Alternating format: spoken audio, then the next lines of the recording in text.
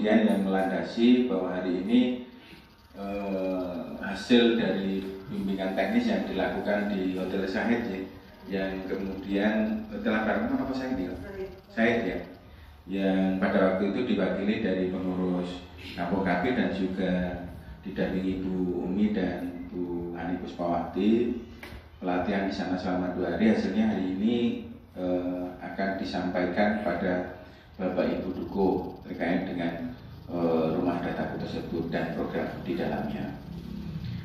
Selanjutnya mungkin nanti akan dilakukan beberapa kali pertemuan ya Bumi, nanti akan dilakukan beberapa kali pertemuan, tetapi yang pertama ini bahwa menjadi satu kewajiban informasi ini harus tersampaikan pada Bapak Ibu Duko terlebih dahulu. Nah, hari ini kita ngiteri Bapak Ibu Duko dalam rangka menyerap apa yang kemudian sudah didapatkan Bapak tim yang dari Kelurahan Gari yang pada waktu itu mengikuti bimbingan teknis di Hotel Syahid. Oleh karena itu pada Bapak Ibu Duko, monggo kita cermati bersama-sama terkait dengan maksud dan tujuan dari pengembangan yang tadinya Kampung KB di Paduka Jatirejo, kemudian sekarang sikupnya akan masuk di tingkat kelurahan, termasuk data dan sebagainya. Nanti akan bersama-sama kita dengarkan, karena yang lebih paham dan lebih mengetahui terkait dengan hal tersebut adalah tim yang dari Gari pada waktu itu mewakili kita bersama. Saya kira itu yang perlu saya sampaikan pada Bapak Ibu sekalian saja. Nanti monggo Bumi disampaikan pada Bapak Ibu juga, agar nanti apa yang sudah jenengan dapatkan ini ditulangkan kepada kami, termasuk Bapak Ibu Duko. Sekian yang dapat kami sampaikan, ada kurang dan lebihnya saya mohon maaf. Assalamualaikum warahmatullahi wabarakatuh. Bapak Ibu Duko terlebih dahulu, sehingga bagaimana nanti kita dalam mengumpulkan data dari padukuan-padukuan yang kaitannya dengan program Bangga Bencana.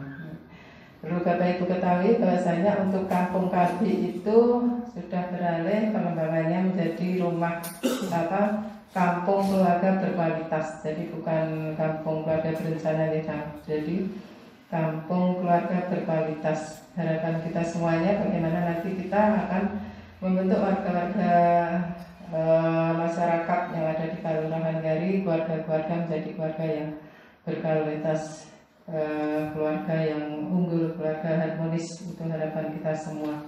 Sehingga untuk sekupnya adalah tingkat kelurahan. Kemudian ini hari pertama, hari kedua nanti insya Allah sekitar tanggal 23 Agustus. Kemudian hari yang terakhir kita teknis, nanti praktek input data di awal September. Jadi ada 3 angkatan untuk kegiatan hari ini. Kalau kemarin hanya 2 nih Mbak Ani. Jadi singkat sekali, kadang ketinggalan. Ada pojok kependudukan, yaitu isinya juga data seluruh Kelurahan Gari.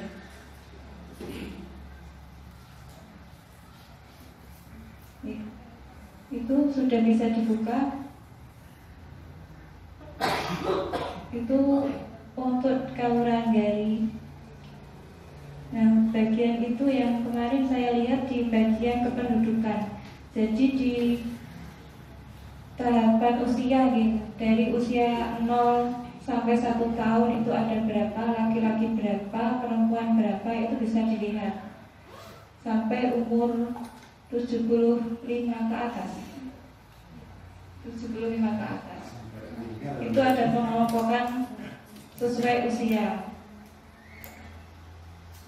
Kemudian di bawahnya itu ada jumlah padukuan, jumlah RT, jumlah RW. Bagaimana untuk memanfaatkan itu, sehingga kemarin kami matur Pak Lurah, pokoknya kula nyuwun ruangan untuk nanti kita basmakan untuk data-data, sehingga apabila ada tamu ataupun dari kita warga yang membutuhkan data itu bisa langsung bersami rumah dataku, yang mana ini tingkat kelurahan Gari. Karena tadi sudah disampaikan Bu Hani begitu kompleknya dari data 0 sampai 75 ke atas nih, untuk piramidanya juga sudah ada data dan itu hasil dari pendataan kader kemarin, pendataan keluarga 21 tahun 2021. Data mikro, jadi segala sesuatu yang ada di Kelurahan Gari, baik kegiatan kependudukannya, KD-nya, pembangunan keluarga, kelompok-kelompok dari 1, kemudian paripurna. Yang ini minimal 1 sarana prasarana lebih. Kita sudah di paripurna nantinya kalau BIMTEK ini selesai. Ini karena sudah ada sarana prasarana yang kemarin kita sampaikan di Kampung KB Jatirejo. Kemudian kuantitas penduduk, kualitas penduduk, ya ini yang harus kita catatkan di rumah data. Okay? Data kependudukan ini ada kuantitasnya, kualitas, mobilitas penduduk, pembangunan keluarga, administrasi kependudukan, perlindungan sosial, potensi kelurahan. Ini saya lihat di Kelurahan Gari sudah ada semua. Kemudian kita integrasikan ini dari data yang sudah ada profil desa Kelurahan Gari nanti bersama dengan data di rumah dataku. Pencatatan dalam buku data, tampil data perencanaan, intervensi dan penelitian. Nah, ini nanti ada klasifikasi rumah data. Kita akan masuk di paripurna nanti, sehingga ini memang harus kami laporkan sampai ke pusat bagaimana kegiatan rumah dataku yang ada di Kelurahan Gari. Pembangunan di wilayah Kampung Kaping Gari. Kemudian yang kedua, dengan basis data yang kuat kita bisa mengakses ya untuk kepentingan penguatan program Bangga Kencana. Karena tadi mungkin masih sudah tersampaikan ya, secara global oleh Bu Hani ya, selaku ketua RDK-nya. Kami sekilas akan coba analisa dari data. Ini sumber data adalah data tabulasi PK21 dari pendataan keluarga di KKBN tahun 2021. Jadi perlu kita pahami bahwa data di lapangan itu ada banyak. Data dari BKKBN, data dari sensus statistik gitu ya, mungkin data dari pendataan data kelurahan sendiri. Nah, untuk kepentingan program Bangga Kencana, sumber data kita tunggal, yaitu hasil pendataan keluarga. Pendataan keluarga terakhir di tahun 2021 ini saya lihat ada data yang agak perlu kita cermati ya untuk wilayah Gari. Ini yang pertama di awal ini adalah populasi ya, data populasi penduduk berdasarkan usia. Untuk hasil PK 2021 bisa kita lihat ternyata usia balita itu jumlahnya sedikit. Salam BKKBN, berencana itu keren. Terima kasih, kurang lebihnya mohon maaf. Saya akhiri, assalamualaikum warahmatullahi wabarakatuh. Masuk pada wilayah program prioritas rumah dataku, sehingga nanti tetap bisa dilakukan updating data ya berdasarkan pada ini ya aplikasi ini. Karena tidak semua kampung KB mendapatkan ini ya. Jadi kemarin yang nggak tahu karena bentukan pertama ya. Jadi Gari memang mendapatkan kesempatan ya lebih di awal. Jumlah penduduknya nanti 218 dengan laki-laki dan perempuan. Kalau data sensus penduduk di Biro BPS yang terakhir di Indonesia itu ternyata penduduk laki-laki lebih banyak ya dari perempuan. Walaupun banyaknya di usia, tapi kalau di Gari ini datanya masih normal ya, masih banyak perempuannya. Boleh sama menggali double nih Pak, karena sisa lebihnya itu ada di ini loh, nah bisa kita baca 75 tahun ke atas, 70 sampai 74 tahun. Nah, double berapa tua? Kemudian jumlah wanita kawin ya ada 1025 dengan jumlah pushamil 32. Nanti tentunya sudah terjadi perubahan data ya. Usia pernikahan siri ya, atau atau belum dilakukan pencatatan di sipilnya, atau yang intinya belum memiliki akta nikah ya. Karena ini angkanya sebetulnya sudah cukup bagus ya, 97,9% itu sudah memiliki akta nikah. Kita tinggal mencari yang 2,1 ini kenapa ya. Misalnya kemarin saya baca itu, saya lupa di daerah mana itu kan ada yang kemudian di backup dengan yang nikah-nikah siri itu di backup untuk mendapatkan pengakuan resmi dari pemerintah ya. Ini dari pendataan keluarga kemarin memang ada item yang memungkinkan untuk kita bisa dapatkan keluarga-keluarga yang misalnya double istri, double pasangan, atau misalnya keluarga-keluarga yang nikahnya nikah siri. Nah ini angkanya 2,1%. Nah kemudian untuk seperti tadi Bu Umi sampaikan ya, untuk misalnya program-program pada rumah layak huni, bedah rumah dan sebagainya, ini untuk dihindari dari Kampung KP kita dapatkan data keluarga dengan status rumah layak huni sudah sangat bagus. Nah, ini berarti 93,5%, tapi ternyata masih ada 6,5%. Nah, mungkin nanti bisa jadi perhatian Pak Lurah dan pemerintah kelurahan ya untuk rumah layak huni ini kalau didata. Tentunya ini masih harus diproses dengan OPD atau instansi yang memang langsung membawai pada pendataan rumah layak huni. Karena kalau yang di sini adalah rumah layak huni versi keluarga sejahteranya di KKPN, karena ada beberapa indikator yang berbeda. Kemudian pada usaha ekonomi produktif, nah kita bisa lihat ya seberapa argowijil itu memang signifikan ya pada ini. Kita diskusi atau warna sari dalam acara diskusi ini, mungkin dalam hal ini dari masing-masing paduan akan menyampaikan hal-hal yang mungkin belum jelas terkait dengan rumah data pada kesempatan kali ini. Mungkin nanti ibu-ibu narasumber yang bisa menyampaikan lebih gamblangnya. Pada Bapak Ibu Dukung dan atau kader, monggo ingkang badhe minangkaken wekdal. Kalau sama kakaknya pun disiapkan, yang ini babakan rumah dataku. Mobilnya kalau dari nopo nggih pati jelas. Anggenipun masuk ke tujuan pendataan menika. Nah, dan kalau wau segede sampun tersirat. Menika beliau wonten tujuan lan ing samangke manfaatipun. Nun sewu kalaten kalau wau wonten ing wingking pemaparan menika nggih babagan sae data-data yang paparaken wonten stunting lan sanes-sanesipun. Nun sewu menawi wonten DKS menika menawi sampun terdata, terprofil dan terverifikasi, nanti ada tidak lanjut kagem pendataan menika.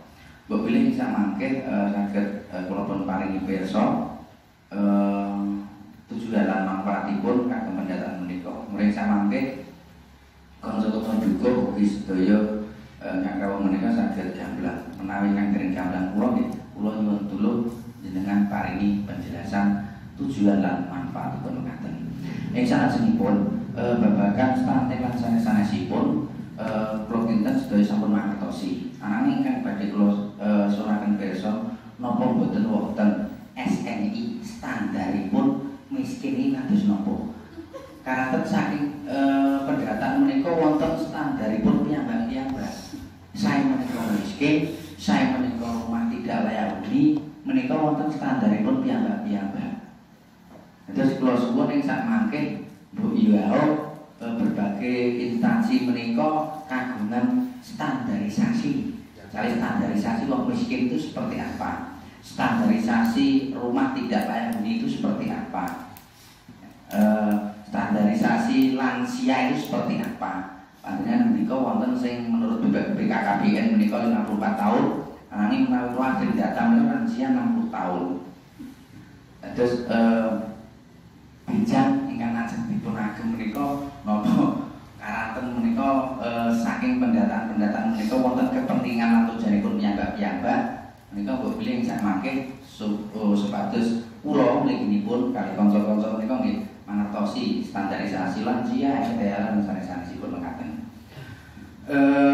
Berkas samping kula kinten wonten ing Kalurahan Garing niku tasih wonten kelebet wonten ing Lojo niku wonten. Kula kinten menawi saking pemerintah Kalurahan Garing niku sampun wonten perhatian kagem samping menika. Membangun kepedulian dan kesadaran akan data pada masyarakat desa atau kelurahan seperti tadi yang Swamajeng dalam atur ya. Jadi ketika kita memiliki kepedulian dan kesadaran akan data taruhlah ya, misalnya kemudian ada musyawarah untuk penyusunan program dan sebagainya, argumen kita itu jelas, bukan hanya berdasarkan Pak lurah pilih kasih misalnya karena tinggalnya di wilayah Ngelorejo, nah program dipelayoke Ngelorejo kabeh misalnya. Nah, ketika kita pegang data, ini loh kita sudah memiliki basis untuk penyusunan konsep dari apa yang kita lakukan. Jadi membangun kepedulian dan kesadaran ini dimulai dari ya kita betul-betul melakukan untuk memiliki data yang valid di tingkat kelurahan. Kemudian yang kedua, membangun kelompok kegiatan dalam bidang data pada tingkat mikro. Jadi kita bicaranya adalah pada ranah mikro. Jadi kelompok kegiatan misalnya kalau di Bangga Kencana sendiri ada BKP, BKL, BKR, PIKR, UPPKS gitu ya. Atau pada bentuk kegiatan yang lain pada Poktan kan ada misalnya KWP dan sebagainya. Kalau kita berbasis pada Bangga Kencana, Kampung KB, karena saya yakin dan percaya anggaran desa itu banyak, tapi ketika dicapai pada kebutuhan itu sedikit. Disampaikan oleh Bu Asar terkait dengan kepentingan data tersebut. Kembali sebenarnya kepentingan data itu kembali kepada kita semua. Artinya bahwa saya selaku pemangku kebijakan, kemudian penjaringan selaku pemangku kebijakan di wilayah Padukuhan tentunya. Ini menjadi bagian penting terkait dengan data rumah ini. Karena saya justru malah baru tahu terkait dengan data PK21 itu ternyata isinya seperti ini. Sampai kemudian secara rinci kita mengetahui jumlah penduduk yang kemudian balita berapa, kemudian yang lansia berapa, dan seterusnya. Ini menjadi bagian penting untuk kemudian kita dalam rangka menentukan kebijakan saya di tingkat kelurahan, kemudian Bapak Ibu Dukuh di tingkat Padukuhan. Artinya Bapak Ibu Dukuh dapat mengetahui ketika kemudian data itu terupdate dengan baik, sehingga dengan bisa mengetahui di tingkat Padukuhan itu nanti jumlah anak yang tidak sekolah itu ada berapa, dengan bisa mengetahui. Oleh karena itu pada saatnya nanti ketika kemudian data ini tidak diupdate, mungkin monggo Bapak Ibu Dukuh bersama-sama, karena ini adalah kepentingan kita bersama. Artinya penentuan kebijakan itu sebenarnya seperti apa yang disampaikan Bu Asar, yaitu mendasar pada data. Ketika kemudian kita terkait dengan yang disampaikan Pak Dukuh kalau tadi standar kemiskinan, ya memang tidak ada, karena saya sering menyampaikan data kemiskinan itu kepentingan. Jadi banyak berbagai kepentingan dari kementerian untuk kemudian menentukan sebuah kebijakan. BKKBN punya kepentingan sendiri terkait dengan data menikah, PUPR juga punya kepentingan sendiri, kemudian mungkin juga Dinas Sosial, Kementerian Sosial juga punya kepentingan. Inilah yang kemudian kita berada di bawah ini sulit. Tetapi kemudian yang terpenting adalah bagaimana kemudian data di tingkat padukuhan sampai di tingkat desa ini kita tertata dengan baik, sehingga ketika kemudian ada kebijakan-kebijakan yang itu dari kita pemerintah kelurahan untuk kemudian menentukan sebuah kebijakan itu, kita mendasarnya pada data menikah. Sehingga monggo pada Bapak Ibu Dukuh dukungannya terkait dengan validasi data atau update data terkait dengan data rumahku ini, karena sekali lagi menjadi bagian penting, termasuk diketahui rumah tidak layak huni tadi masih ada beberapa persen tadi disampaikan menjadi bagian penting. Selain sekaligus juga cross check, karena data PK21 itu waktu itu menggunakan ada tim gitu, ya ada tim yang kemudian turun melakukan validasi data atau melakukan pendataan. Nah, keterlanjutan data ini menjadi bagian penting, jangan sampai kemudian data ini hanya berhenti di tahun 21. Artinya ketika ada PK21 berarti di tahun 2022 ini ada PK22. Hanya update saja, tidak kemudian. Salam BKKBN, berencana itu keren. Terima kasih, kurang lebihnya mohon maaf. Saya akhiri, assalamualaikum.